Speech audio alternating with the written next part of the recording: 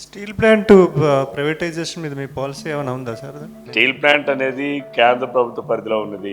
ఈ ఉత్తరాంధ్ర ప్రజలు సాధించి పోరాడి సాధించుకున్నటువంటి పరిశ్రమ అది. ఉత్తరాంధ్ర హక్కు స్టీల్ ప్లాంట్ అనేటటువంటిది ఒక నినాదం. మీరు ఎట్లాగో ఎన్డీఏలో ఉన్నారు కదా ఇప్పుడు. తప్పనిసరిగా మేము దాన్ని మా స్టాండ్స్ మా ఉన్నాయి కదా, ఎన్డీఏలోకి ఈరోజు వెళ్ళాం. వాళ్ళు నిర్ణయం తీసుకునేటప్పుడు మేము లేము, ఇప్పుడు వెళ్ళాం. తప్పనిసరిగా మేము దానికి కట్టుబడి ఉన్నాం. మా స్టాండ్స్లో మార్పు. ఉత్తరాంధ్రాన్ని ప్రైవేట్ ఏదైతే స్టీల్ ప్లాంట్ పరిశ్రమని ప్రైవేటైజేషన్ అనే దానికి ఎన్డీఏలో ఉన్నటువంటి జనసేన వ్యతిరేకంగానే ఉన్నాం, మేము వ్యతిరేకంగా ఉన్నాం. మా స్టాండ్స్ ఆర్ వెరీ క్లియర్.